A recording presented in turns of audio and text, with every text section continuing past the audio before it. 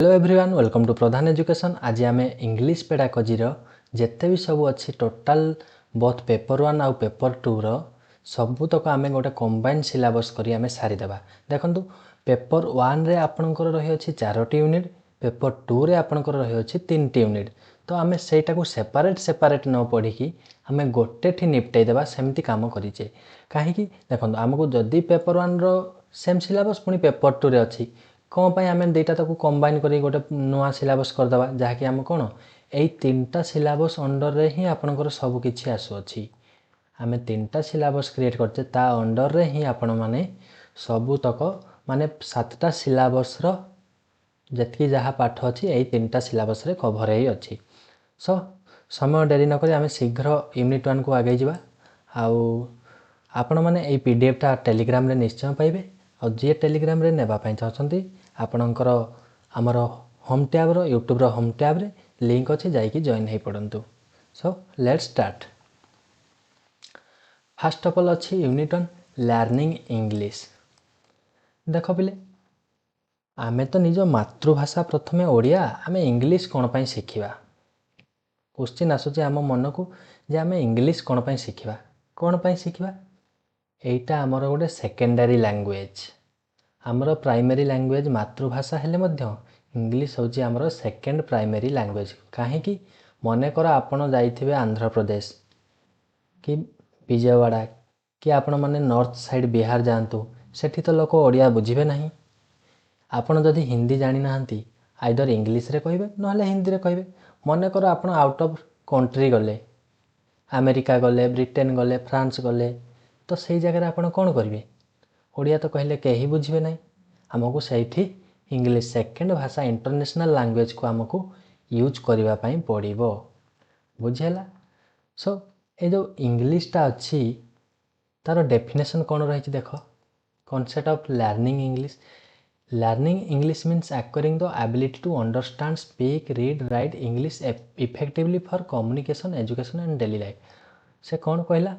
जे आमे जो इंग्राजीटा शिखुचे सेटा आमे कौथिपाई शिखुचे आमे अलगा पर्सन रो तार फिलिंग्सटा को बुझी पारिबा दरकार। केमिति बाय वर्ड से जे वर्ड रे कहूची तार फिलिंग्सटा को आमे बुझी पारिबा दरकार। आउ से जो कहूची आमे भी जे कहबा भविष्यत रे मनकर इंटरनेशनल मीटिंग टे हला काली की काली तुम बड़ चाकरी टे करिलो बाहर जाइंकी रहिलो सेठी कोन आपण ओडिया रे कहबे निज मातृभाषा रे कहबे सेठी कोन सुहाइबो नाही। से कथाटा आपन कोन इंग्राजी रे कहबा पई पड़िबो। तेणु करी आपनकर स्पीकिंग एबिलिटीटा बढ़ी थाए। आउ reading most of the cases देख मनकर तुम साउथ स्टेट को पलाओ सेठी तो तेलुगु रे आपण माने किछि भी जानिबे नहीं। आइदर हिंदी अच्छी बोली गोटे कथा जदि आपण हिंदी भी जानी नाहंती तो से जगह कौन करने को पड़ो ऑब्वियसली आपण कौन इंग्राजी ही गोटे माध्यम पढ़ाई। तेणुक इंग्राजी को आमर सेकेंड लैंग्वेज आमर प्रायोरिटी दि जाए ऑफिशियल लैंग्वेज हिसाब से प्रथम हिंदी अच्छी तापर कौन अच्छी इंग्राजी। आर्टिकल 343 केते आर्टिकल 343 अनुसार आपणकर प्रथम अच्छी हिंदी आउ 343 ब्रैकेट रे 2 हिसाब से आपणकर रही अच्छी इंग्राजी गोटे कौन ऑफिशियल लैंग्वेज कौन रही अच्छी ऑफिशियल लैंग्वेज। आउ एटा ऑफिशियल लैंग्वेज केबे पाइची मान्यता ऑफिशियल लैंग्वेज एक्ट 1963 एक्ट 1963। देख पिले एटा मु पेन टैब रे टाइप करूनी तेणुक एमती होची मु माउस रे ही एडजस्ट करके रखी जोटा हो पारुनी सेटा एठी लिखि दउची सो टिके एडजस्ट कर देबे। देखंतु आमे जदि इंग्लिश करना था कौन आमर असुविधा होता साउथ लोक इंग्राजी पट माने जिते नॉर्थ को जी असुविधा भोगी था नॉर्थ लोक साउथ पट को आसिले असुविधा माने उभयंकर विपद कौन पाई जदि इंग्राजी न था साउथ लोक जहाँ कहे हिंदी लोक बिल्कुल बुझे ना कि हिंदी भी जहाँ तुम जा साउथ स्टेट रे कह से बिल्कुल बुझे ना आ इंग्लिश टिके टिके ही बुझे। तेणुक आम भारत रे कौन करागला जे सेकेंड ऑफिशियल लैंग्वेज हिसाब से आमको मान्यता देवा पड़ा केते आर्टिकल 343(2) एटा एग्जाम रे आसी पारे। नेक्स्ट जीवा की पॉइंट्स कौन कौन रही लैंग्वेज फॉर कम्युनिकेशन जहाँ मु कहली एटा सेटा ही लिखाई आमको कौन कम्युनिकेट परस्पर प्रति कम्युनिकेशन आमको English is the mandatory language. ଆମେ ସିନା ଏଇଠି ଗାଁରେ ରହିଛେ ବୋଲି ନିଜ ଭାଷାଭାଷୀରେ କଥା ହେଇଯାଉଛେ, but out of state out of କଣ୍ଟ୍ରିରେ ଆମେ ନିଜ ଭାଷାଭାଷୀ ପ୍ରଚଳିତ ହେବ କି? ହେବ ନାହିଁ। ସେଇ ଜାଗାରେ ଆମକୁ ଇଂଲିଶ ହିଁ ଗୋଟେ ମାଧ୍ୟମ। ଇଣ୍ଟରନ୍ୟାସନାଲ୍ ଲାଙ୍ଗୁଏଜ୍ ପରା ଇଂଲିଶ। ଆଉ ସ୍କିଲ୍ ବେସ୍ଡ ଲର୍ଣ୍ଣିଂ ଆମକୁ କ'ଣ ସ୍କିଲ୍ ଶିଖେଇଥାଏ, ଆମକୁ different type of skill create କରିଥାଏ କା by the help of English language. English language ଶିଖିବା ଦ୍ୱାରା ଆମେ ଡିଫରେଣ୍ଟ ସ୍କିଲ୍କୁ ଆକ୍ୱାଣ୍ଟେଡ଼ ହେଇଥାଉ, ମାନେ ଆମେ ବହୁତ ଇଜିଲି ବୁଝି ଯାଇଥାଉ। ଦେଖିଥିବ ମୋଷ୍ଟ ଅଫ୍ ଦ କେସ୍ ତୁମେ ସ୍ମାର୍ଟଫୋନ୍ ଚଲାଉଛ, ସେଇ ଜାଗାରେ ଇଂରାଜୀରେ ଯେତିକି ତୁମେ ଫ୍ଲୁଏଣ୍ଟଲି ଚଲାଇ ପାରିବ, ମନେକର ମୁଁ ଟୋଟାଲ୍ ପୁରା ଆପଣଙ୍କୁ ଓକେ ଫକେଠୁ ଆରମ୍ଭ କରିକି ସେସବୁ ମୁଁ ଓଡ଼ିଆରେ କରିଦେବି, ଆପଣ ନିଶ୍ଚିନ୍ତ ଭାବରେ କ'ଣ ହଡ଼ବଡ଼ ହେବେ। କାହିଁକି? ଯେ ଆପଣ ଇଂଲିଶ ସହ ସେଇଠି ଆକ୍ୱାଣ୍ଟେଡ଼ ହେଇଗଲେନି। ଆପଣଙ୍କ ଯଦି ଫୋନ୍ର ଫ୍ରଣ୍ଟ ପେଜ୍ଟା ମୁଁ ଆପଣଙ୍କୁ ଓଡ଼ିଆ କରିଦେବି, ଆପଣ କ'ଣ ବିଲକୁଲ ସଠିକ୍ ଭାବରେ ଯେମିତି ଇଂରାଜୀରେ ପ୍ରମ୍ପଟଲି ଚଲାଇ ପାରୁଥିଲେ ଓଡ଼ିଆରେ ଚଲାଇ ପାରିବେ ନାହିଁ। ଆଉ ଲର୍ଣ୍ଣର ସେଣ୍ଟର ପର୍ସେଣ୍ଟ ମାନେ ତା ଶିକ୍ଷଣ କେନ୍ଦ୍ରିକଟା ମାନେ କ'ଣ, ମାନେ ପିଲାଙ୍କ ଉନ୍ନତି ପାଇଁ ହିଁ ଏଇସବୁ କରାଯାଉଅଛି। ଆଉ କଣ୍ଟିନ୍ୟୁଅସ୍ ଡେଭଲପମେଣ୍ଟ, ଇଂଲିଶ ଶିଖିବା ଦ୍ୱାରା ଆମର କଣ୍ଟିନ୍ୟୁଅସ୍ ଓଭରାଲ୍ ଡେଭଲପମେଣ୍ଟ ହେଇଥାଏ। ବୁଝିଲା? ତାପରେ ଯିବା ଆମର ନେଚର କ'ଣ କ'ଣ ରହିଛି, ଆଉ କ'ଣ ବଢ଼ିଥାଏ ଆମର ଏଇଠି ଦେଇଛି, ମୁଁ କହୁଛି ଆପଣଙ୍କୁ, ଛାନିଅନ୍ତୁ ନାହିଁ। Nature of English language. Nature କ'ଣ କ'ଣ ରହିଛି? ଲାଙ୍ଗୁଏଜ୍ ମିନ୍ସ ଅଫ୍ କମ୍ୟୁନିକେସନ୍, ସେଇ ସେମ୍ ଜିନିଷ ହିଁ ଦେଇଛି, ଆଉ କିଛି ଅଲଗା ନାହିଁ। ଆମର କ'ଣ କମ୍ୟୁନିକେସନ୍ ହେଲ୍ପ କରିବାରେ ଲାଙ୍ଗୁଏଜଟା ହେଲ୍ପ କରିଥାଏ। ତ ଆମେ କହିବା ସାର୍ ତ ଆମ ମାତୃଭାଷା ତ ଅଛି, ଆମେ କାହିଁକି ଏଇଟାକୁ ପୁଣି କମ୍ୟୁନିକେଟ୍ କଲେ? ଆରେ ବାବା, ତୁମେ ଯେତେବେଳେ ୟୁରୋପ ଯିବ କି ମୁମ୍ବାଇ ଯିବ କି ଅଲଗା ଜାଗାକୁ ଯିବ, ସେଇ ଜାଗାରେ ତୁମର ମାତୃଭାଷା କିଛି କାମ ଦେବ ନାହିଁ। ସେଇଠି ଆପଣଙ୍କର ଗୋଟେ ହିଁ ଲାଙ୍ଗୁଏଜ୍ କାମ ଦେବ, ସେଇଟା ହେଉଛି ଇଣ୍ଟରନ୍ୟାସନାଲ୍ ଲାଙ୍ଗୁଏଜ୍ ଇଂରାଜୀ। ଆଇଦର ଆପଣ ମୁମ୍ବାଇ ଗଲେ ସେଇଠି ହିନ୍ଦୀ ସିନା ଚଳିଯାଉଛି, ଦୁବାଇ ଗଲେ କ'ଣ ହିନ୍ଦୀ ଚଳିବ କି ୟୁରୋପ ଗଲେ ସେଠାରେ ହିନ୍ଦୀ ଚଳିବ କି? ଆପଣଙ୍କୁ କ'ଣ ବାହାର କରିଦେବେ। ସେଇ ଅଫିସିଆଲ ଜାଗା ଗୁଡ଼ାକରେ ବା ଅଫିସିଆଲ କଣ୍ଟ୍ରି, ଯେମିତି ମନେକର ତୁମେ ଅଫିସ୍ କାମରେ ଯାଇଛ, ସେଇଠି କ'ଣ ଆପଣଙ୍କ ହିନ୍ଦୀ ଚଳିବ ନାହିଁ, ସେଇଠି ଆପଣ ଇଂରାଜୀ କହିବା ପାଇଁ ମ୍ୟାଣ୍ଡେଟୋରୀ। ସୋ ଏଇଟା କ'ଣ କମ୍ୟୁନିକେଟ୍ କରିପାରିବ ଇଜିଲି, ଆପଣ କ'ଣ ଇଜିଲି କମ୍ୟୁନିକେଟ୍ କରିପାରିବେ। It is a skill oriented. ଏଇଟା କ'ଣ ଆପଣଙ୍କ ସ୍କିଲ୍ ଡେଭଲପମେଣ୍ଟ କରିଥାଏ। କେମିତି? ମାନେ ଫ୍ଲୁଏଣ୍ଟଲି କହିବାର ସ୍କିଲ୍ ବିଲ୍ଡ କରିଥାଏ, ସେଲ୍ଫ କନଫିଡେନ୍ସ ବିଲ୍ଡ କରିଥାଏ, ଏଇସବୁ ଜିନିଷ ବିଲ୍ଡ କରିଥାଏ। ଆଉ ଡାଇନାମିକ୍ ଆଣ୍ଡ ଏଭର୍ ଚେଞ୍ଜିଂ, ଏଇଟା କ'ଣ ଆପଣଙ୍କ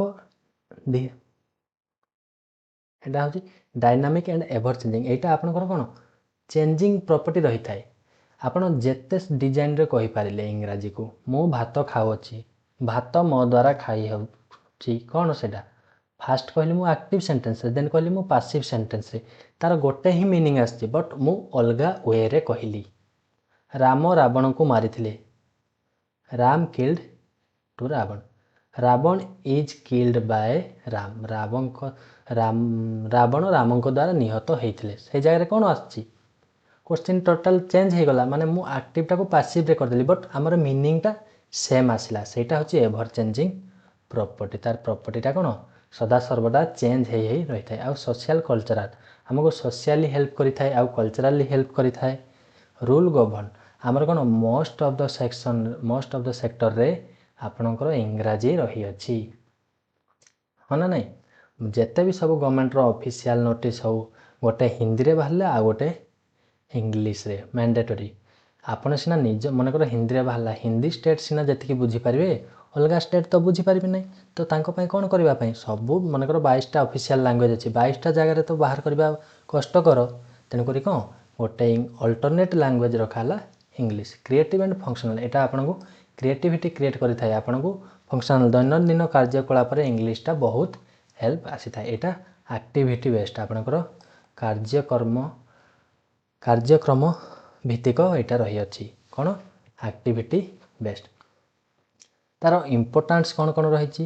ଆମେ ଯାହା ବି ଅଲରେଡ଼ି ମୁଁ କହିସାରିଲିଣି, ସେଇଟା ହିଁ ନେକ୍ସଟ ପଏଣ୍ଟରେ ଆସୁଛି। ଗ୍ଲୋବାଲ୍ କମ୍ୟୁନିକେସନ୍, ଦେଖ ପରସ୍ପର କଣ୍ଟ୍ରି ଯେତେବେଳେ ମିଟିଂ ବସନ୍ତି, ଦେଖିଥିବେ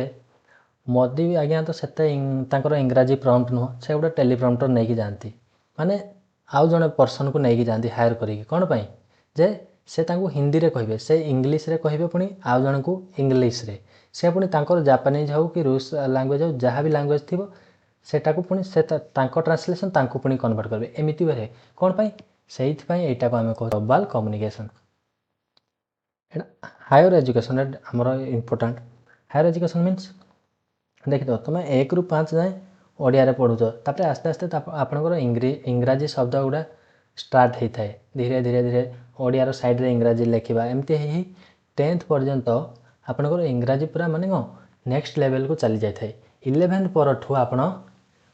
ହୋଲି ଇଂଲିଶ, ଖାଲି ଓଡ଼ିଆ ସବଜେକ୍ଟକୁ ଛାଡ଼ିଦେଲେ ଆଉ ସବୁ ସବଜେକ୍ଟ କ'ଣ ଇଂରାଜୀରେ ପାଇଥାନ୍ତି। ତେଣୁକରି ଏଇଟା ଆପଣଙ୍କର ହାୟର ଏଜୁକେସନ୍ରେ ବହୁତ ଦରକାର। ଆଉ କ୍ୟାରିୟର ଅପରଚ୍ୟୁନିଟି, ଆପଣ ଯେଉଁ ଜବ୍ ସେକ୍ଟରକୁ ଯାଆନ୍ତୁ କି ଗଭର୍ଣ୍ଣମେଣ୍ଟ ଜବ୍ ସେକ୍ଟରକୁ ଯାଆନ୍ତୁ, ସେଇଠି ଆପଣଙ୍କୁ କ'ଣ ଅବଭିୟସଲି ଇଂରାଜୀ ଜାଣିବା ପାଇଁ ପଡ଼ିବ। ଆଉ ଡିଜିଟାଲ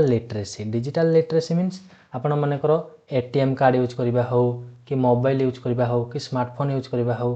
ଏ ଇଂରାଜୀ ଶିଖିବା ଦ୍ୱାରା ଆପଣ ସେଟାକୁ ଇଜିଲି ଆକ୍ସେସ୍ କରିପାରିବେ। ମୋବାଇଲରେ ସବୁ ଜିନିଷ ଆପଣଙ୍କର ଇଂରାଜୀରେ ହିଁ ରହିଅଛି,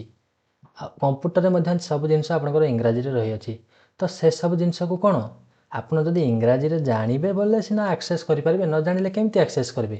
ଦ୍ୟାଟ୍ସ ଦ ଫ୍ୟାକ୍ଟ। ଆଉ ସାଇଣ୍ଟିଫିକ୍ ନଲେଜ୍ କ୍ରିଏଟ୍ କରିଥାଏ ଆପଣଙ୍କର ଇଂରାଜୀ ଦ୍ୱାରା, ଆପଣଙ୍କର ସାଇଣ୍ଟିଫିକ୍ ନଲେଜ୍ କ୍ରିଏଟ୍ କରିବାରେ ହେଲ୍ପ। ଇଂରାଜୀ ଗୋଟେ ଇଣ୍ଟରନ୍ୟାସନାଲ୍ ଲାଙ୍ଗୁଏଜ୍, ଏଇଟା କହିଛି ମୁଁ ଆପଣଙ୍କୁ। ଏଇଟା ଆପଣଙ୍କର ପର୍ସନାଲିଟି ଡେଭଲପମେଣ୍ଟ କରିଥାନ୍ତେ। କ'ଣ ମନେକର ଯେତେ ସବୁ ହିରୋ ହିରୋଇନ୍ ଅଛନ୍ତି ଦେଖିଥିବେ ଆପଣମାନେ,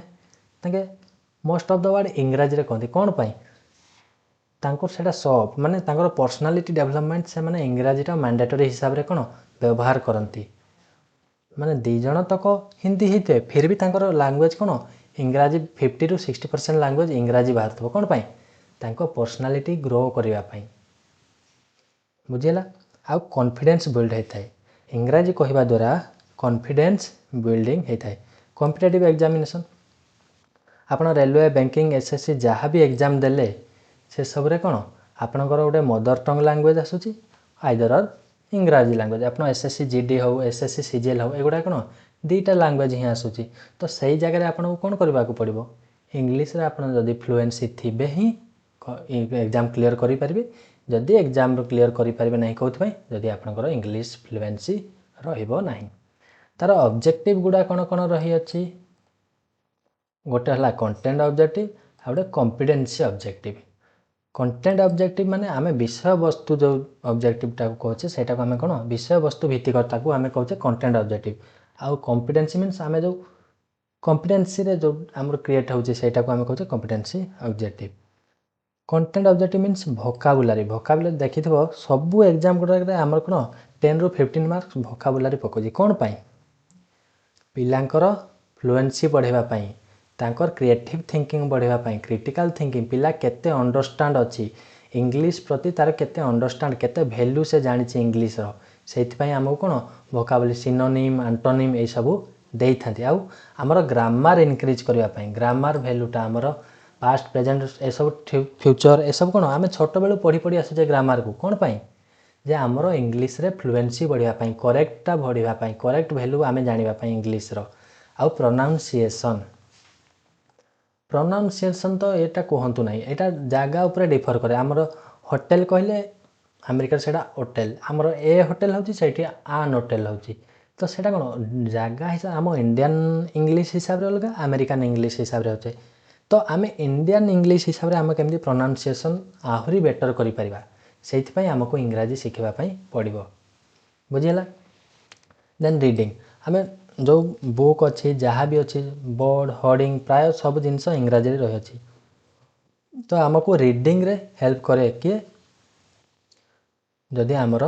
ଇଂରାଜୀ ନଲେଜ ରହିଅଛି। ଆଉ କେଉଁଥିରେ ହେଲ୍ପ କରେ? ରାଇଟିଂରେ ହେଲ୍ପ କରେ। ଆମକୁ କେଉଁଥିରେ ହେଲ୍ପ କରେ? ରାଇଟିଂରେ। କମ୍ପିଟେନ୍ସି ଲେଭେଲରେ କ'ଣ? Listening skill. ଆପଣ ଯେତେ ଇଂଲିଶ ଅଣ୍ଡରଷ୍ଟାଣ୍ଡେବଲ୍ ଥିବେ ସେତେ ଆପଣଙ୍କ ଲିସନିଂ ସ୍କିଲ୍ଟା ବଢ଼ିବ, ଆପଣ ସେତେ ଜଲ୍ଦି କ୍ୟାପଚର୍ କରିପାରିବେ। ବଡ଼ ବଡ଼ ୟୁନିଭର୍ସିଟିରେ ସେଇଠି ତ ଆପଣଙ୍କୁ ଦେଶୀ ଲାଙ୍ଗୁଏଜରେ କିଛି କହିବେନି, ସେଠି ଆପଣଙ୍କୁ କ'ଣ ଇଂଲିଶ ଟୁ ଇଂଲିଶ ହିଁ କହିବେ। ସେଇ ଜାଗାରେ ଆପଣ କ'ଣ ଇଂଲିଶ ଲାଙ୍ଗୁଏଜକୁ ସେତେ ବୁଝିଥିଲେ ଯାଇ ହିଁ ସେତେ ଜିନିଷ କ୍ୟାପଚର୍ କରିପାରିବେ। ଯଦି ଆପଣ ବୁଝିନଥିବେ ସେତେ ଜିନିଷ କ୍ୟାପଚର୍ କରିବେ ନାହିଁ। ସ୍ପିକିଂ ସ୍କିଲ୍, ଆପଣଙ୍କର ସ୍ପିକିଂ ଆପଣଙ୍କର ସ୍ପିକିଂ ସ୍କିଲ୍ଟା କେମିତି ଏନହାନ୍ସ ହେବ? ଯଦି ଆପଣ ଇଂଲିଶଟା ଭୋକାବ୍ ସେତେ ଷ୍ଟ୍ରଙ୍ଗ ଥିବ, ଗ୍ରାମାର ଠିକ୍ ଥିବ, ପ୍ରୋନାଉନ୍ସିଏସନ୍ ଠିକ୍ ଥିବ, ଠିକ୍ରେ ରିଡ଼ିଂ କରିପାରୁଥିବେ, ଠିକ୍ରେ ରାଇଟିଂ କରିପାରୁଥିବେ, ଠିକ୍ରେ ପଢ଼ିପାରୁଥିବେ। ଗୋଟେ ଜିନିଷ ଠିକ୍ରେ ପଢ଼ିପାରିଲେ ହିଁ ଯାଇ ଠିକ୍ରେ କହିପାରିବେ। ଯଦି ଠିକ୍ରେ ପଢ଼ିପାରିବେ ନାହିଁ ତାହେଲେ କେମିତି କହିବେ? सो से आमको रीडिंग कम्प्रिहेंशन दे थाए आम गोटे सारांश लेखिकी तुम दे से जो एग्जाम रे देता है कौन खाली उतारिया क्वेश्चन आंसर दे देता है कि ना सेटा आमर कौन रीडिंग कम्प्रिहेंशन आमर reading writing pronunciation grammar vocabulary creative thinking creativity ए सब को ओवरऑल डेवलप करने आमको रीडिंग कम्प्रिहेंशन दिया जाई थाए एग्जाम गुड़े बुझिल लास्ट गोटे क्वेश्चन आसे जे यही सारांश तुम कौन शिखिल माने तार आंसर सेठी न थाए तुमको निजे ही क्रिएटिव थिंकिंग लगे कि तार पर्टिकुलर आंसरटा चार्टा भितर गोटे चूज करार अच्छी सेटा हूँ कथा आउ राइटिंग एबिलिटी आपण कौन लेखिबारे आपण लिटरेसीटा बढ़ कम्युनिकेशन स्किल से सेम जिनस ही रिपीट कर किसी ना कम्युनिकेशन स्किल आपणकर कथबार्तार सारांश बढ़ माने कथबार्तार वेटा बढ़ आपड़ केमती टेक्निकाली जिनसटा कथार मैनेज करेंगे से जिनसटा आपन को कौन इंग्लिश शिखा द्वारा बढ़ी था आउ क्रिटिकल थिंकिंग आपणकर क्रिटिकल थिंकिंगटा डेभलप होता है आपण क्रिएटिविटी होता है आपण माइंडटा कौन होता है क्रिएटिविटी होता है तो then learning English at primary level रे आमे केमिति इंग्लिशटा शिखि था जोटा आम प्राथमिक स्तर में कहचे से कौन प्रथमे शुणी था लिसनिंग फास्ट गोटे छुआटे मनकर मु आपको ओडिशा गोटे छुआ को छाड़देली आ गोटे छुआ को अमेरिका छाड़देली गोटे दुईटा ट्विन्स से ट्विन्स को मुझे आपन को 5 वर्ष पर मीट करेबी से जगह किए बेसी फ्लुएंटली इंग्लिश कहूब किए कहूब ऑब्वियसली अमेरिका छुआटा कौन पाई से सेठी सेठाकार परिवेश रहिला सब बेले से इंग्लिशटा को शुणिला जानिला अप्लाई कला बुझिला but in the case of Odisha रे कौन हम से पिलाटा जस्ट ओडिशा रे ही रहिला केतेबेले शिखिबो जहाँ टीचर को ठारू ही शिखिबो जदि से हाई सोसाइटी रहुची तो गोटे दुईटा इंग्लिश शिखले शिखिबो नले नहीं बट जदि गाँव रे रहुची कौन पूरा जीरो तो सही जगह आम कौन जेते लिसनिंग कैपेसिटी बेसी रहिबो सेते हमर इंग्लिश फ्लुएंसीटा बढ़िबो आउ स्पीकिंग नेचुराली मु जो अमेरिका एग्जांपलटा देली से पिला केमती जानला नेचुराली कौन से समस्त इंग्लिश टू इंग्लिश कथबार्ता से गले आसिले बसिले उठिले सब कौन इंग्लिश रे ही कथबार्ता सो से जगह पिलाटी ऑटोमेटिकली इंग्लिश रे ही ग्रो कला तो ऑटोमेटिकली इंग्लिशटा से कौन छेप पकेले भी इंग्लिश बाहर बट ओडिशा रे घरे इंग्लिश सॉरी घरे हिंदी बाहर ओडिया स्कूल रे इंग्लिश एमती से पिलाटे कौ जिनसटे कैप्चर करिवो सेटा होची प्रॉब्लम लर्निंग थ्रो प्ले आमे खेलिकी भी बहुत जिनस इंग्लिश रो शिखि था स्टोरी टेलिंग आमे स्टोरी टेलिंग मनकर करबा इंग्राजी रे मनकर गोटे स्टोरी टेलिंग सिंपल लैंग्वेज रे कह कहले आमे कोन से जिनस रो ही कैप्चर करके आमे इंग्लिशटा शिखि था राइम आमे जो ट्विंकल ट्विंकल लिटिल स्टार जो कहूचे छोट मान को कौन पाई छोट छुआ पिला को कौन पाई एमती करा जाए से तांकर प्रोनाउंसिएशनटा बढ़ू रीडिंग कैपेबिलिटी बढ़ू राइटिंग कैपेबिलिटी बढ़ू तांकर क्रिएटिव थिंकिंग बढ़ू बोली राइम क्रिएट करा जाए और सॉन्ग तांको नचाई हसाई खुआई पियाई तांकर कौन इंग्लिश शिखा हुए ट्विंकल ट्विंकल लिटिल स्टार एटा जानिच ना नहीं समस्ते पिक्चर रीडिंग आम कौन पिक्चर मानकर गोटे बाघटे थी से तले लिखाई थो टाइगर से मैंने कौन आगरू कहीदे यहाँ को टाइगर कहती सो से पिक्चर देखला मैंने से स्पेलिंग देखु देखु से कह टाइगर एलिफेंट ये जिनसा कहूँ ना नहीं आउ एक्टिविटी बेस्ड लर्निंग मनकर गोटे 10टा पिला ठिया करदेली मु मनकर कहि 2 2 जा 1 सॉरी 2 2 जा 4 2 1 जा 2 2 3 जा 6 एमती कौन एक्टिविटी माने खेल कूद हिसाब से नहीं कि मुझे कली मनकर मुझे जड़े कहवा 1 2 3 4 5 6 7 8 9 10 एमती कौन राउंड है फॉर्मेशन कहते कह माने आप देखिए जिते प्रेयर क्लास रे केते पिला आछंती प्रेजेंट करती से जगह कौन कहती गोटे पिला 1 कले सेकेंड पिला 2 3 4 5 6 कौन पाई जे तांकर प्रोनाउंसिएशनटा बढ़ाइबापी आउ तांकर स्पीकिंग कैपेबिलिटी बढ़ाइबापी आउ वोकाबुलारी बिल्डिंग प्रथमे तो देखिए 3 4 पढ़ला बेले आपण मानकु सब एलिफेंट अम्ब्रेला ये सब स्पेलिंग दि जाए कौन पाई आपणकर वोकाबुलारी स्ट्रंग करने चाइल्ड सेंटर टीचिंग आप कौन शिशु केन्द्रिक हिसाब से आमको पढ़ाइबा पड़ो ना कि शिक्षक केन्द्रिक हिसाब से कौन पाई जे शिशु केन्द्रिक हिसाब से पढ़े शिशु केते चाहूँगी पढ़ाई से हिसाब से आम पढ़ा ताको एबे मु एक्टिव पासिव पढ़े से बुझिबो कि डायरेक्ट इनडायरेक्ट पढ़े गोटे शिशु को से बुझिबो कि आमको कौन ताको छोट छोट वार्ड रू ABCD ठू आरंभ करी A for Apple B for bat करी कौन आस्ते आस्ते 9 10th जाए डायरेक्ट इनडायरेक्ट बुझिबो बट सडनली से कैप्चर करि परिबो नहीं आम कौन एंजॉयमेंट ताको खुशी बासी रे पढ़ाइबा पई पड़िबो। Then learning English at upper primary देख प्राइमरी जितकी है ताठू आउ टिके जस्ट ऊपर को आपंकर कौन हो अपर प्राइमरी उच्च प्राथमिक रीडिंग कम्प्रिहेंशन रहा दरकार पाराग्राफ राइटिंग करुवा दरकार पिला कौन गोटे पाराग्राफ दिज्व ये पाराग्राफटा को तुम हाँ यही टाइम रे ही हस्ताक्षर दिया हुए जान ना 6-7 टाइम रे आपको हस्ताक्षर देकी आनती कौन पाई जे तुम अक्षर गोल हम बोली कहते ना ना टीचर मैंने कौन पाई तांकर मोटिव है इंग्लीश रे राइटिंग स्किल डेभलप हो ओडिया रे राइटिंग स्किलटा डेभलप हो तांकर प्रोनाउंसिएशन ठीक रहू तांकर माने मात्रा फला कारक यही सब जिन ग्रामर भूल न हो तेणुक कौन आपन को पाराग्राफ राइटिंग दे था जहाँफल आपंकर ग्रामर आप्लिकेसन ठीक होता है ग्रामर मनकर यही टाइम ही आपको 6-7 कहते मुझे जाए आई गो मुझे जाऊँगी आई एम गोइंग यहीटा पढ़ा जाए क्रिएटिव राइटिंग करा जाए मनकर आप गोटे टॉपिक दिगला से विषय गाय विषय रचना लेखिक आण इंग्लीश रे बथ ओडिया रे कौन पाई कहती जे आपंकर क्रिएटिव थिंकिंगटा बढ़ावाई कन्भरसेसन आपन कौन यस सार मे आई कम इन सार मे आई गो टू टॉयलेट यही सब कथबार्ता भी करते कौन पाई इंग्लीश रे कौन पाई आपनकर प्रोनाउंसिएशन कन्भरसेसनटा को एनहांस करने ग्रुप डिस्कशन करा जाए फंक्शनल इंग्लिश विभिन्न प्रकार कौन फंक्शनल इंग्लिशटा को क्रिएट करा जाए वोकाबुलरी एनरिचमेंट वोकाबुलरी मनकर वार्ड सरला मनकर मु टाइगर कहले ई रे आ गोटे वार्ड कहबे देन ई जीएलई ई रे पुणी आ गोटे वार्ड कहबे ईएटी इट माने खाइबा टी रे पुणी आ गोटे एमती कौन विभिन्न प्रकार फंक्शनल माने क्रिएटिविटी जितकी क्रिएटिविटी करके वोकाबुलरीटा को एनरिच करवाटा आउ इंडिपेंडेंट लर्निंग पिला मानकु दिया हबा गोटे जिनस से तमे हिसाब रे तमे केते जानिछ लेख आउ कॉन्फिडेंस बिल्डिंग केमती इंग्राजी रे आपन कॉन्फिडेंस बिल्डिंग कौन कौन करबा को पड़े इंग्राजी रे वक्तृता देबा को पड़ी थाए डिफरेंस टाइप ऑफ जीके रे भाग नेबा पई कहा जाय थाए आउ कौन होय थाए डिफरेंस टाइप ऑफ फंक्शन जे आपन जोटा कौन इंग्राजी रो आसुथबो सेही सब जिनस रे भाग नेबा को कहा जाय थाए तो सेही जगह को हमें को कहबा कॉन्फिडेंस बिल्डिंग रे सेटा हमरो हेल्प करी थाए एटा थिला आपनकर कंप्लीट यूनिट 1 देन आपनकर आसला unit 2 development of language skill को हमें केमिति डेवलपमेंट करबा सो टिके लेंदी हेले भी चलिबो आपन टिके एडजस्ट कर देबे काहे कि ना हमको गोटे थरे सब सारिबार अछि तो प्रिंसिपल ऑफ लैंग्वेज टीचिंग रे आपनकर कोन कोन रही छि चाइल्ड सेंटर माने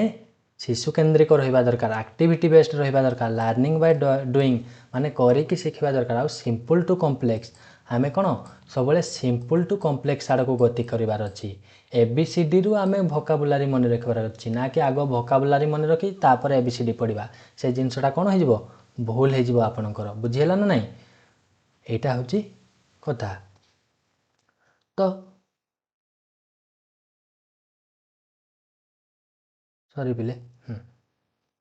आउ कौन नॉन टू अननोन आमे प्रथमे जो जिनसटा को जानिबा दरकार से जिनस को जानिकी ही आमको कौन करबा को पड़िबो नेक्स्ट अननोन जिनस को जानिबा दरकार आउ कॉन्क्रीट टू एब्स्ट्रैक्ट मीन्स जो जिनस को आमे टच करि पारथवा प्रथमे मने कर आपन को रियल लाइफ एग्जांपल दउचंती मने कर मैंगोटे आनिक धरेले तापर एप्पलटे आनिक धरेले सेटा को आपन कोन क्रिएट कले एटा मैंगो एटा एप्पल तापर मने कर इमेजिनरी जिनस को जोटा आपन नेले मने कर से गोटे कौन विजुअल क्रिएट करने माइंड रे कहले सेटा को आमे कहबा एब्स्ट्रैक्ट जोटा कि कौन सडनली आपन आंबटे कि पणसटे जानी सीना गछरु पड़ुची बोली विजुअल क्रिएट करेंगे जदि आंब पणस जानी नथिबे तो गछरु पड़ुची बोली केमती क्रिएट करेंगे माइंड रे तो आमको कौन कंक्रीट रु एब्स्ट्रैक्ट बा सिंपल रु कॉम्प्लेक्स को जीवाको पड़िबो आउ को रिलेशन रखिबा पई पड़िबो को रिलेशन कौन मने कर मु टेंस पढ़ौची पिलांकु मु जाए आई गो जदि हला से जाए कौन हम ही गोज सेठी ईएस कहीं चेंज हम सिंगुलर नंबर थर्ड पर्सन बोली तमे जाओ यू गो सेमती मु खाए आई इट मु आसिली आई कम बुझेला ना यही जिनस ही रहा पड़ो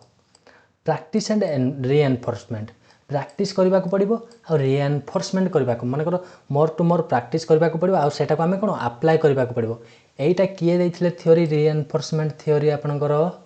किए से महाशय होती आपणकर किए बीएफ स्किनर यहाँ मुझे आपको पढ़ाई देती अलरेडी सीडीपी रे जी देखी ना डेस्क्रिप्शन रे लिंक अच्छी जाकि देखी दिंतु देन मोटिवेशन पिला को मोटिवेट करने को पड़ो बाबा इंग्लिश जानिले ही जाई तुम देश दुनिया जीति पार एमती कर सेमती कर पिला को मोटिवेट कले से खुशी कौन आग्रह होगी इंग्राजी शिक्षा करेंगे कम्युनिकेशन बेस्ड तांको मध्यरे कोन कम्युनिकेट करबा को पड़िबो इंग्राजी रे आउ इंडिविजुअल डिफरेंस तांकर कोन तांकर इंडिविजुअल डिफरेंस जहाँ भी जार प्रॉब्लम रही तांकर कोन जन को इंडिविजुअली पचारबा को पड़िबो तो तोर कोथरे वीक पॉइंट रहउची कोटा तते भलो लागुची कौ सब्जेक्ट पई तते इंग्राजी रे आग्रह हो नाही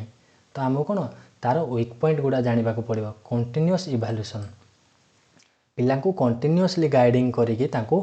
इवैल्यूएट करबा को पड़िबो कोठी भूल कला से भूलटा को धरिकि पुनी आउ थरे सेटा को से भूल जेमिति न होबो से जिंसटा को करिवो तो आपनकर बेसिक लैंग्वेज स्किल कोन आसुची LSRW listening speaking reading writing सकपली सरे कोन सकपली एटा ओडिया रे पढी चंती आपण सकपली सरे कोन श्रवण करे कथन बा कहबाटा रे सक परे पठन रीडिंगटा आउ ली रे लिखन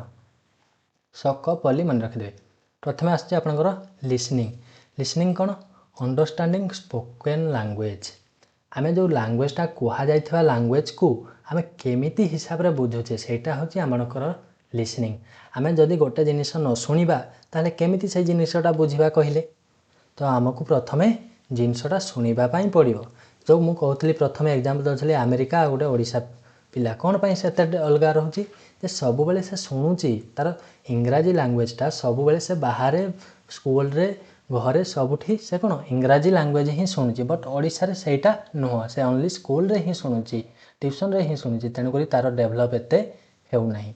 तो इंपोर्टेंस कोन रहउची foundation of language improve pronunciation build vocabulary से सेम थिंग ही सबुठी रे रिपीट करिछि कोन होइथाय जदि आपण सुनिले आपनकर लैंग्वेज रो फाउंडेशन टा क्रिएट होय ग्रामेटिकल मिस्टेक हबो नाही वोकैबुलरी स्ट्रांग हबो आपनको कहिबा शैलीटा बढ़िबो आउ आपनकर बौद्धिक शक्ति क्रिटिकल थिंकिंग मध्य क्रिएट हबो इंटेंसिव लर्निंग कोन इंटेंसिव लर्निंग होची आपण कोन माने सीरियसली गोटे जिंसटा को सुनिबाटा सीरियसली गोटे जिंस को सुनिबा को हम कोन कह जे intensive learning but extensive learning कोन हमें जस्ट कैजुअली गोटे जिनसटी सुनिबा गोटे जिनसटे मन कर तमे फिल्म देखुच कि ये इंग्राजी रे फिल्म जस्ट कैजुअली शुणुच एप्रिशिएट लर्निंग लिसनिंग कोन आपन को सेला मजा लागुची मन कर इंग्राजी गीत गुडा बहुत गुडे बाहरुची आपन किछि बुझु नांती मन कर तार एग्जांपल न जे तेलुगु गीत किछि बुझुच आलू मालू सालू कोन कहउचंती सेरा किछि बुझुन हेले भी शुणुच कोन पई आपन को खुशी लागुची सुनिले एप्रिशिएशन आसुची से गीत रो सुनिबा द्वारा बुझिला नाही आ क्रिटिकल लिसनिंग मीन्स आपण कोन से जिंस रे तर्क देबे मन कर इंग्राजी रे न्यूज डिबेट चलीची आपण से जिंसटा को सुनिले सेठी आपण भलो कोन हला भूल कोन हला से जिंसटा कोन कले तर्क देले से जिंस रे आपण कोन कहबा critical listening then speaking speaking means same way speaking माने एक्सप्रेसिंग आइडिया ओरली आपण को पार्टी माध्यम रे जो कथाटा कहूचे लिंग्विस्टिक कथाटा कहूचे सेटा को ही हमें कोन कहबा स्पीकिंग लैंग्वेज को वर्ड रो आसी आपनकर लैटिन वर्ड लिंगुआ रो आसी जोटा कि आपण एक्सप्रेशन ऑफ वर्ड बोली कहूचे बुझिला आउ नेक्स्ट आसला कोन एरा इंपोर्टेंस होची कम्युनिकेशन आमे हमर जदी स्पीकिंग स्किल रही छी ताले हमर कम्युनिकेशन रे हेल्प हबो फ्लुएंसी रे हेल्प रहबा आउ हमर कॉन्फिडेंस बिल्ड हबो एडा कोथरे हेल्प करे आपनकर कन्जर्वेशन टाइप स्पीकिंग माने आमे कथावार्ता जो होचे सही कन्जर्वेशन डिस्कशन हमें कोन डिस्कशन कला बेले डिबेट रे आपनकर स्पीकिंग दा हेल्प हबो डिबेट जदी आपन दउछंती कोन वक्तृता से जगह रे आपन कोन skipping sorry speaking capability enhance होता है आउ स्टोरी टेलिंग रे रहता है रोल प्ले मनकर सिंगल एक्टिंग जो करूछंती रोल प्ले गुडा कॉलेज रे स्कूल रे से जगह रे आपनकर स्पीकिंग कैपेबिलिटी एनहांस होता है रीडिंग अंडरस्टैंडिंग रिटन लैंग्वेज गोटे लैंग्वेज टे लेखा हिची बुक रे हो कि टैब रे हो कि लैपटॉप रे हो कि बोर्ड रे हो जहाँ भी लेखा है आम सेटा को देखिकी बुझा को आम कहवा रीडिंग पढ़ा जोटा कि ओडिया आम कहे पढ़ाटा को पठनटा को एटार कौन नॉलेज बिल्ड होता है आपंकर वोकाबुलारी बिल्ड होता है कम्प्रिहेंशन स्किलटा बढ़ी थाए यहाँ कौन होता है नॉलेज वोकाबुलारी कम्प्रिहेंशन स्किल बढ़ी थाए कौ द्वारा रीडिंग द्वारा ओराल रीडिंग मीन्स आप जस्ट पार्टी रे बड़ पार्टी करके पढ़ाटा को आम कहवा oral reading silent reading means आप कौन साइलेंटली पढ़ा साइलेंट है मौन हो पढ़े आप ओराल रीडिंगटा यहाँ कौन प्राइमरी स्टेज रे आपन थाए साइलेंट रीडिंग अपर प्राइमरी रे कौन कहुए आपण मैंने साइलेंटली पढ़ंतु सीआरसी सार आसचंती साइलेंट है पढ़ সেটা କ'ଣ ସାଇଲେଣ୍ଟ ରିଡ଼ିଂ। ଇଣ୍ଟେନ୍ସିଭ୍ ରିଡ଼ିଂ ମାନେ ଡିପ୍ଲି ଗୋଟେ ଜିନିଷଟାକୁ ପଢ଼ିବା। ଏକ୍ସଟେନ୍ସିଭ୍ ରିଡ଼ିଂ ମିନ୍ସ ଜଷ୍ଟ ଖାଲି କ୍ୟାଜୁଆଲି ଗୋଟେ ଜିନିଷଟେ ଆମେ କ'ଣ ଅଛି କ'ଣ ନାହିଁ ଜଷ୍ଟ କ୍ୟାଜୁଆଲି ପଢ଼ିଦେବା। ମନେକର ତୁମେ କହିବ ମୋର ଷ୍ଟୋରିଟା ଦେବ, ଆମେ ଇଚ୍ଛା ନାହିଁ ଜଷ୍ଟ କ୍ୟାଜୁଆଲି ଖାଲି ଦେଖାଇବା ପାଇଁ ପଢ଼ିଦେଲା, ସେଟାକୁ ଆମେ କହିବା ଏକ୍ସଟେନ୍ସିଭ୍ reading. Skimming means just overlook କରିଦେବା। ମନେକର ତୁମେ ଗୋଟେ ଛୋଟ ପିଲାକୁ ଟାସ୍କ ଦେଇଛ, ସ୍କିମ୍ କରିଦେଲ ମାନେ କ'ଣ ଜଷ୍ଟ ଓଭରଲୁକ୍ କରିଦେଲ, ହଁ ଠିକ୍ ଠାକ୍ ଅଛି, ହଁ ନେଇଯା, ସରିଲା। ସ୍କାନିଂ ମିନ୍ସ ଟିଚର ଆପଣଙ୍କର ଖାତାକୁ ସ୍କାନିଂ କରିଥାନ୍ତି ଏକ୍ଜାମ୍ ଟାଇମ୍ରେ। ମାନେ କ'ଣ ପୁରା ସ୍କାନ୍, ମାନେ ତୁମେ କହୁନ ସ୍କାନ୍ କରିଦିଅ ବୋଲି ମୋ ଡକୁମେଣ୍ଟଟା, କ'ଣ ସେଇଟା ପୁରା ମୂଳରୁ ଚୂଳ ଯାଏଁ ପୁରା କ'ଣ ସ୍କାନ୍ କରିବାଟାକୁ, ମାନେ ତନ୍ନ ତନ୍ନ କରି ଦେଖିବାଟାକୁ ହେଟା ଆମେ କହିବା ସ୍କାନିଂ।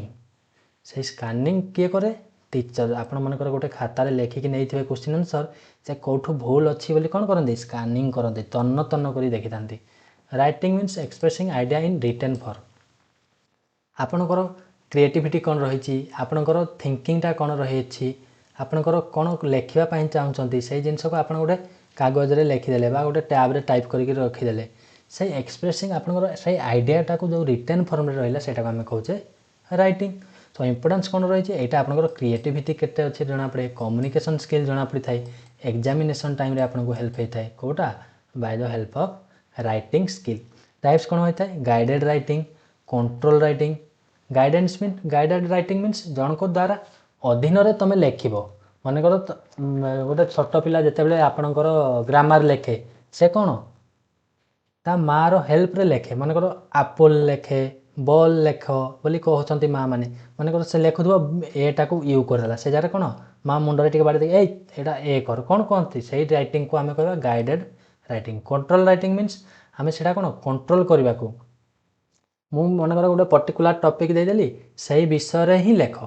ସେଇଟା କହିବା ଆପଣଙ୍କର control writing. Free writing means ଆପଣଙ୍କୁ ଯାହା ହେଲେ ଗୋଟେ ଲେଖ। ମନେକର କ୍ଲାସ୍ ନଥିବ, ତାପରେ ଅଲଗା ଟିଚର ଆସିକି ଅଲଗା ସବଜେକ୍ଟ କହନ୍ତି, ତୁମେ ଯାହା ହେଲେ ଗୋଟେ ପେଜ୍ ଲେଖିକି ମୋତେ ଦେଖାଅ, ସେଇଟା କହିବା ଆପଣଙ୍କର free writing. Creative writing means ଆପଣଙ୍କର ସୃଜନାତ୍ମକ ଲିଖନ, ଆପଣଙ୍କର କ'ଣ ମାଇଣ୍ଡ ଭିତରେ ଚାଲିଛି, କ'ଣ ଚାହୁଁଛନ୍ତି, ଅଲଗା ଠାରୁ ଆପଣଙ୍କର ଅରିଜିନାଲିଟି କ'ଣ, ସେଇ ଜିନିଷଟାକୁ ଆମେ କହିବା creative writing. Paragraph writing means ଆପଣ ଗୋଟେ ପାରାଗ୍ରାଫ ଦିଆଯାଇଥିବ, ସେଇ ରଚନାଟାକୁ ଆପଣ ଲେଖିବେ, ବା ମନେକର ଗୋଟେ ଜିନିଷଟି ଥିବ, ପ୍ରୋଜ୍ଟି ଥିବ, ସେ ପ୍ରୋଜ୍ଟାକୁ ଆପଣ ଲେଖିବେ, ସେଟାକୁ ଆପଣ କହିବା ପାରାଗ୍ରାଫ ରାଇଟିଂ। ଏସେ ରାଇଟିଂ ମିନ୍ସ ଆପଣ ଗାଈର ଆତ୍ମକାହାଣୀ, ଆମ ଗାଁରେ ଏଇଟା ନାହିଁ ସେଇଟା ନାହିଁ, ସେଇ ବିଷୟରେ ଲେଖ,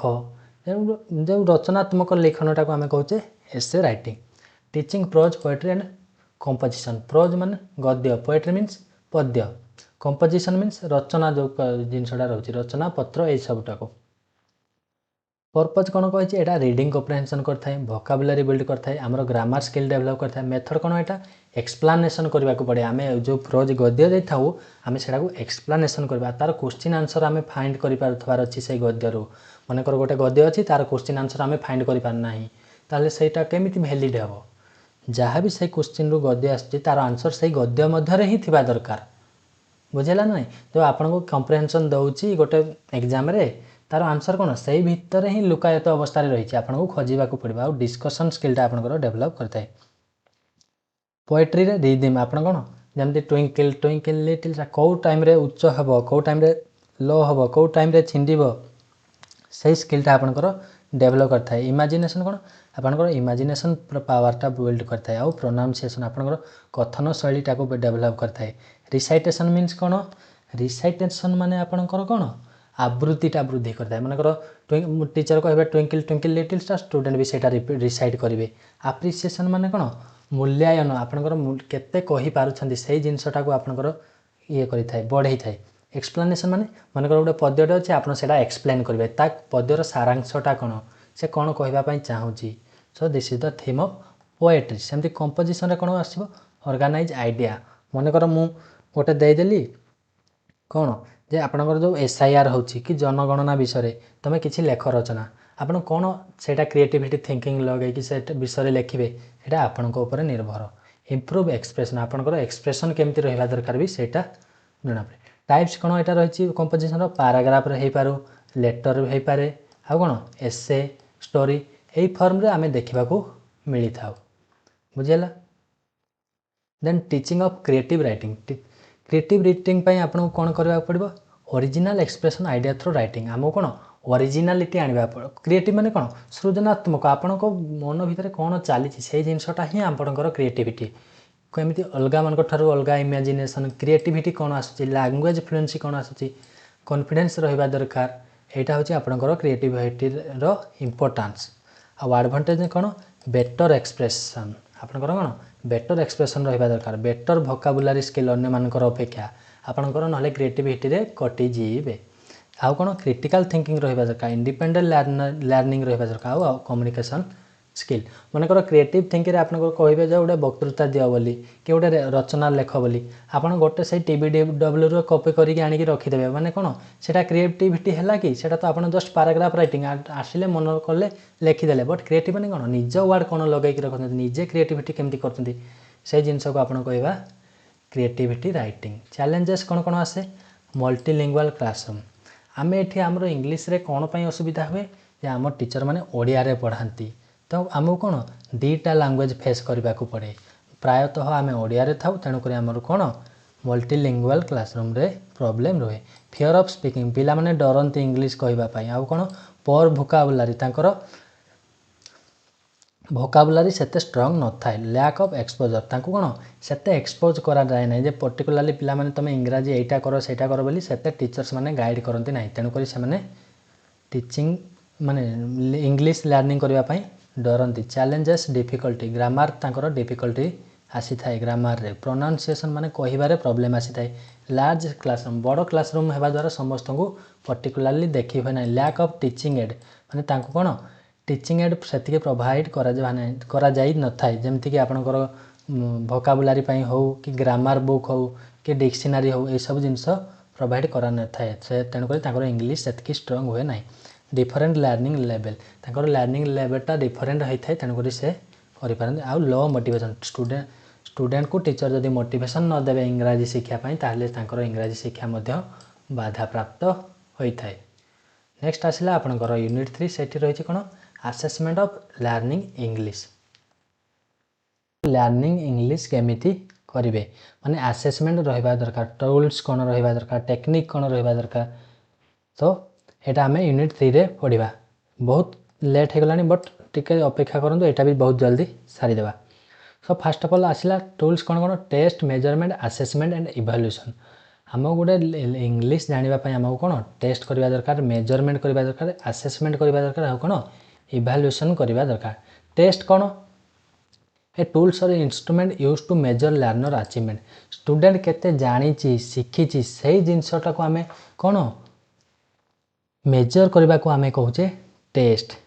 बुझीला टेस्ट माने कौन जोटा को आमे मेजर करूचे से केसटा को आमे कहूचे कौन टेस्ट बोली कहूचे केमिति टेस्ट नेबा पिलार ओराल टेस्ट मौखिक हिसाब रे आमे टेस्ट नौचे आगो 10 मार्कर मौखिक आसुथला छोट बेले जानी थिबे एबे भी भाइबा टेस्ट को जोटा कहूचे सेटा होचे आपनकर कौन मोर oral test written test means लिखित अवस्था जो नौचे सेटा को हमर एग्जाम टाइम रे सेटा कौन written test objective test means आपन जो MCQ दौरान सब्जेक्टिव माने जानी से सब्जेक्टिव टेस्ट को कहवा मेजरमेंट मीन्स कौन the process of assigning number और symbol to perform according to certain rules पिलार से रूल्स हिसाब रे से केते रखी कौन करी से नंबर बा नंबर माध्यम रे ताको देबा बा गोटे सिंबल माध्यम रे देबा सेटा को ही आमे कहूचे मेजरमेंट एटा दी प्रकार थाए गोटे क्वांटिटेटिव आ गोटे क्वालिटेटिव क्वांटिटेटिव कौन पिला को आमे मन कर 600 रु जने 420 पाइछि सेटा जगह क्वांटिटी केतेला 70% बा 420 मार्क पाइला बट मु जदि सेटा को मु कहि देबी 90 रु 100 मार्क थिले A1 80 रु 90 थिले A2 एमती केस हेले जदि से 90% रखला A1 जदि 80 रु 90 रखला से जगह कौन हबो A2 सेटा आपनकर रहिगला क्वालिटी मन कर 1 रु 5 मु रेटिंग देली आपनको रेटिंग दौना फ्लिपकार्ट रे ऑर्डर करते रेटिंग सेटा कौन तार मेजरमेंट कर केते क्वालिटी रहे 3 नंबर रे रहउची ना 4 नंबर रे रहउची मन कर आपनकर रही वर्स्ट रु एक्सीलेंट पर्यंत रही सेटा कौन क्वालिटेटिव ता क्वालिटीटा केमती अच्छी एक्सीलेंट अच्छी ना बेस्ट अच्छी ना बेटर अच्छी ना वर्स्ट अच्छी देन आसला assessment continuous process of collecting evidence of learning improving teaching and learning आमे जो गोटे छुआर पूरा कंटिन्यूअसली आम जो नौचे कौन एविडेंस ऑफ लर्निंग केते शिखी केते जानी तार इम्प्रूव केते होती से जिनसटा को ही आम कहे आसेसमेंट बुझेगा माने मूल्यांकन निर्धारण करने प्रक्रिया को ही आम कहे आसेसमेंट तार अर्थ है मूल्यांकन निर्धारण फॉर्मेटिव आसेसमेंट मीन कौन फॉर्मेटिव मीन्स गठनमूलक जो मूल्यांकन निया थाए माने पिला को आमको कौन पर्टिकुलर माने जस्ट मझिरे मझिरे आमको कौन करती गोटे टेस्ट नहीं जावा सेटा को आम कह formative assessment summative assessment means जोगात्मक माने एंड ऑफ द यूनिट शेष में आम जो टेस्टा नहीं था आम कह समेटिव आसेसमेंट मनकर षाण्मासिक परीक्षा हो वार्षिक परीक्षा हो टेस्ट हो प्री टेस्ट हो यह सब कौन गोटे गोटे summative assessment diagnostic assessment means diagnostic माने निदानात्मक पिलार केते तार कैपेसिटी अच्छे केते कालीभरी अच्छी डायग्नोस करने कौन से स्ट्रंग अच्छी कौन से वीक अच्छी से जिनसटा को आम जानापी आम कौन डायग्नोस्टिक आसेसमेंट कर प्लेसमेंट मीन्स मनकर तुम ए आरआई अमीनो एग्जाम देव एवं ओटीटी एग्जाम देल तापर मनकर तुम टीचिंग आरएचटी एग्जाम देव टीचिंग एग्जाम देव से दे सारा क्वालिफाई कले तो आप चाकरी पाइबे से चाकरी पाइले आपंकर कौन है प्लेसमेंट है सेटा को आप कहे प्लेसमेंट आसेसमेंट आसेसमेंट रो अप्रोच कौन कौन रही assessment for learning assessment of learning आउ कौन आसेसमेंट आज लर्निंग बुझीगला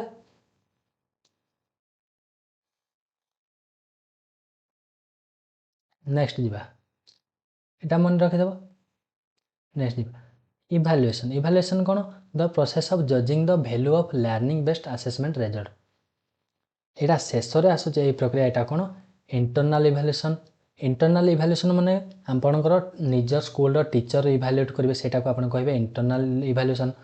मनकर बोर्ड बा यूनिवर्सिटी कर सेटा कह एक्सटर्नाल इभालुएशन कंटिन्यूअस इभालुएशन माने पिला को डायग्नोसिस करके आम कौथे वीक है कौथे स्ट्रंग है कौटा तार हो ना से जिन को आउ थे क्रिएट करवा सेटा को आप कहे continuous evaluation comprehensive evaluation all overall evaluation को आम कह कम्प्रेहेंसिव इभालुएशन बुझीगला ऑल ओवरऑल इभालुएशन को आम कौन कहवा कौन comprehensive evaluation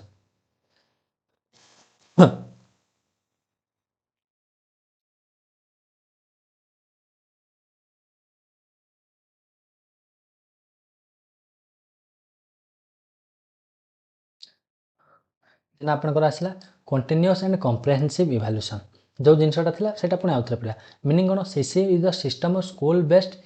evaluation and the access all around development of learning and continuously आम कौन करवा दरकार पिलार ऑल ओवरऑल डेवलपमेंट जो अच्छी सेटा को आम कौन कहे कंटिन्यूअस एंड कम्प्रेहेंसिव इभालुएशन बोली कहे यहाँ दी प्रकार कौन स्कॉलास्टिक आउ को स्कॉलास्टिक डेवलपमेंट स्कॉलास्टिक डेवलपमेंट माने कौन स्कॉलास्टिक आउ कौन को स्कॉलास्टिक माने श्रेणी गृह भित्तिक श्रेणी गृह जी आप आसला सेटा कहे स्कॉलास्टिक आउ को स्कॉलास्टिक माने करिकुलर को करिकुलर एक्टिविटी जमी स्कॉलास्टिक को स्कॉलास्टिक माने आपनकर श्रेणी बाहर एटा आपनकर सब्जेक्ट ओरिएंटेड स्कॉलास्टिकटा आपनकर सब्जेक्ट ओरिएंटेड बट को स्कॉलास्टिकटा एटा आपनकर खेल कूद रंग चित्रांकन ए सब जिनस को आपन कहबा को स्कॉलास्टिक एक्टिविटी कौन पाई एटा गवर्नमेंट इनिशिएटिव नेले केबे इंट्रोड्यूस 2009 मसीह से इंट्रोड्यूस करथिले बाय द सीबीएसई बोर्ड द्वारा इंट्रोड्यूस कराइला केबे 2009 एटा पिले मु माउस रे करूची तो छाड़ी हो जाइथिला एथि टाइपिंग करि पारिनी सो एटा आपण मने रखि दंतु 2009 by the right to education act हिसाब से 2009 रे केबे फॉर्मेशन हेला कंटिन्यूअस एंड कम्प्रेहेंसिव इभालुएशन मु गोटे स्कूल रे गेस्ट टीचर थिली सेठी कोन होवे माने पिला को एग्जाम थिला मासे ता आगरु आपण माने पाखपी 5-6टा खेलकूद तांको करैथिबे कोन पई पिलांकर कंटिन्यूअस और कम्प्रेहेंसिव इभालुएशन पई से सब जिनस करा हेई थाए आउ कोन देन यार फीचर्स कौन होता है कंटिन्यूअस थाए यहाँ कम्प्रेहेंसिव थाए डायग्नोस कर पिला मन कर आमर दुती चांद बाहर एबे आपण देखिथे बलांगीर जड़े झील तांकर 4 गोड़ हाथ ना फिर भी से कौन जहाँ को इन्स्पिरेसन करते टपी गले किए पायल नायक से पायल नायक देख कौन जदि तांकर एई कंटिन्यूअस एंड कम्प्रिहेंसिव इभाल्युएसन पाई ही आमे मेडाल पाइला जदि सेटा नथांता स्कूल रे तो से केमिति रिकॉग्नाइज होइथान्ते नेशन पाई सेटा होची कोन due to the continuous and comprehensive evaluation remedial थाए चाइल्ड सेंटर आमर चाइल्ड सेंटर आउ एक्टिविटी बेस्ड थाए इम्प्रूवमेंट ओरिएंटेड एटा कोन पाई हमरो इम्प्रूवमेंट हेबा पाई करा रिड्यूसेस एग्जाम स्ट्रेस यार एडवांटेज कोन रही पिलांकर एग्जाम स्ट्रेस को रिड्यूस करिया पाई आउ प्रोवाइडेड रेगुलर फीडबैक पिलांकर रेगुलर फीडबैक पाई हमरो कराइता आइडेंटिफाई लर्निंग गैप पिलांक मध्य जो पढ़ार स्ट्रेसटा रही पढ़ी पढ़ी पढ़ी पढ़ी कौन स्ट्रेस हो जाती से आम लर्निंग गैप पाई आपन को कंटिन्यूअस एंड कम्प्रिहेंसिव इभाल्युएसन करा जाई थाए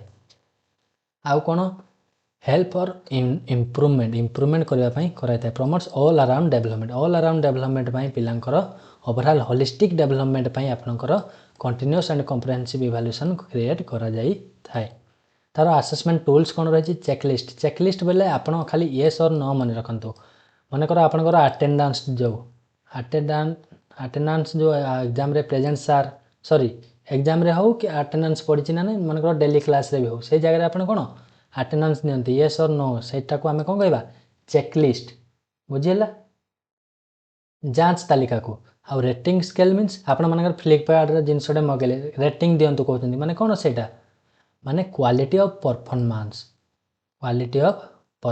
मनकर एग्जाम रे अछि आपण 50% रखले वर्स्ट 90% रखले बेस्ट एक्सीलेंट सेटा को आम कौन कहवा rating scale portfolio means a systematic collection of students work over period of time so progress achievement गोटे पर्टिकुलर टाइम रे स्टूडेंट केते अचीवमेंट करी तार वर्क को नेकी से केते क्रिएटिविटी करी सेटा को आम कहवा पोर्टफोलियो और rubrics means a scoring guide of describe clear criteria level performance मनकर गोटे परफॉर्मेंस अच्छी सेटा आपण एतिकी वर्षर होइथबा दरकार आपनकर हाइट एतिकी होइथबा दरकार आपनकर वेट एतिकी होइथबा दरकार मनकर ओडिशा पुलिस रे आपण जीवा पई चाहते हाइट एतिकी वेट एतिकी रनिंग करि पारथबा दरकार एग्जाम रे एतिकी मार्क आनी पारथबा दरकार सेटा हम कोन कहबा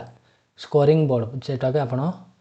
रुब्रिक्स बोली कहते attitude test means a test design to measure attitude interest value opinion of learner रो इंटरेस्ट आउ वैल्यू ओपिनियन जानिबा पई आमे एटीट्यूड टेस्ट नै था anecdotal record means a brief written record of significant incident और बिहेवियर ऑफ लर्नर माने आकस्मिक विवरणी जोटा कि आमे कहचे से जिनस कोन कहचे आकस्मिक विवरणी माने शॉर्टकट रे गोटे स्टूडेंट रो तार बिहेवियर और सिग्निफिकेंट इंसिडेंट को आमे लेखिबा माने ते केते मार्क पाइथला 10th रे +2 रे केते मार्क पाइथला तार ओवरऑल केते रही अछि से जिनसटा को आमे कोन कहबा एनसीडेंटल रिकॉर्ड बुझियला नेक्स्ट लास्ट टॉपिक आपनकर आसला देखंदो गोटे लर्नर स्टेप्स कौन कौन रहिबा प्लानिंग रहिबा दरकार प्रिपेयरिंग रहिबा दरकार then try out then evaluation मनकर मु आपन गोटे बेस्ट टेस्ट गोटे देली प्रथमे कौन कली मु एटा गोटे प्लानिंग कले मु सेटा प्रिपेयर कली मॉडरेट टू लो ना लो रु मॉडरेट ना मीडियम रु हाई रु मीडियम प्रिपेयर कली देन ट्राई आउट कली मनकर ट्रायल रन नेली सेटा होउची ना नाही केते पिला रखुछंती ना नाही कि गड़बड़ हो जीवनी तो से जिनस कौन कली ट्राई आउट कली देन तापर टेस्ट नहीं कि कौन कली इवैल्यूएट कली पिला एटा एक्सटेंसिव देछि एटा एते इंपोर्टेंट नो सो आपन एई चारटा ही इंपोर्टेंट बुझियला नेक्स्ट आपनकर आसिला validity and what mean to measure validity means कौन आपनकर स्कोर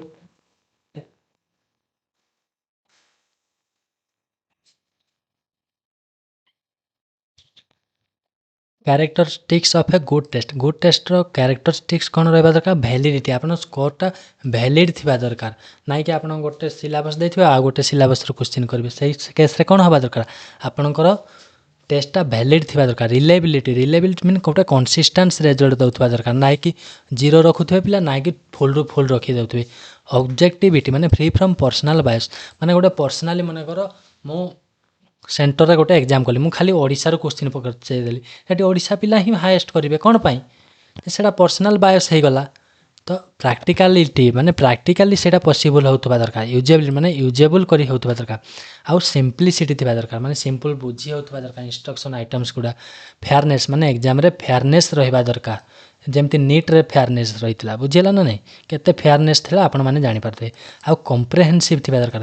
ଅଲ୍ ଇମ୍ପୋର୍ଟାଣ୍ଟ କଣ୍ଟେଣ୍ଟ ଅର୍ ସ୍କିଲ୍, ମାନେ ସବୁ ସ୍କିଲ୍ରୁ ସବୁ ସିଲାବସ୍ରୁ କଭର୍ ହେଇଥିବା ଦରକାର, ନାହିଁ କି ମୁଁ ଖାଲି ହିଷ୍ଟ୍ରି ଜୋଗ୍ରାଫି ପଲିଟି ମନେକର ଅଛି, ମୁଁ ଖାଲି ହିଷ୍ଟ୍ରିରୁ କୋଶ୍ଚିନ୍ ପଚାରି ଦେଲି, ସେଇଟା କମ୍ପ୍ରେହେନ୍ସିଭ୍ ହେଲା କି ନା। ତ ସେ ଜାଗାରେ କ'ଣ ଆମକୁ ସବୁଥିରୁ କଭର୍ କରିବା ପାଇଁ ପଡ଼ିବ। ଆଉ ଡିସ୍କ୍ରିମିନେସନ୍ ରହିବା ଦରକାର, ଆମେ ବିନା କିଛି ଭେଦଭାବ ରଖି ଆମକୁ ଟେଷ୍ଟକୁ କଣ୍ଡକ୍ଟ କରିବା ପାଇଁ ପଡ଼ିବ। ଆଉ ଷ୍ଟାଣ୍ଡାର୍ଡ଼ାଇଜ୍, ଗୋଟେ ଷ୍ଟାଣ୍ଡାର୍ଡ଼ ଫର୍ମେସନ୍ ରହିବା ଦରକାର ଟେଷ୍ଟର, ଯାହାହେଲେ ଯାଇ ଆମର ଟେଷ୍ଟଟା ଗୁଡ୍ ଟେଷ୍ଟ ଭାବରେ ପରିଗଣିତ ହେବ। ତ ଆପଣଙ୍କ କ୍ଲାସ୍ଟା କେମିତି ଲାଗିଲା ନିଶ୍ଚୟ କମେଣ୍ଟ ମାଧ୍ୟମରେ ଜଣାଇବେ। ଆଉ ଯଦି କ୍ଲାସ୍ଟି ଭଲ ଲାଗେ ତାହେଲେ ମୁଁ ଆପଣଙ୍କର ଓଡ଼ିଆ ପେଡାଗୋଜିଟା ବି ବହୁତ ଜଲ୍ଦି ନେଇକି ଆସିବି। କାହିଁକି ନା ପିଲେ ଓଡ଼ିଆଟା ଟାଇପିଂଟା ବହୁତ କଷ୍ଟ ହେଉଛି, ତେଣୁକରି ଟିକେ ଟାଇମ୍ ଲାଗୁଛି, ତେଣୁକରି ମୁଁ ପ୍ରଥମେ ଇଂଲିଶଟା ଧରି ଆଣିଲି। ଆଉ କ୍ଲାସ୍ଟି କେମିତି ଲାଗିଲା ନିଶ୍ଚୟ କମେଣ୍ଟ ଭାବରେ ଜଣାଇବେ। ଦେଖା ହେବା ଆଉ ଗୋଟେ ଏକ କ୍ଲାସ୍ରେ। ସେତେ ପର୍ଯ୍ୟନ୍ତ ରହୁଛି, ନମସ୍କାର, ଜୟ ଜଗନ୍ନାଥ।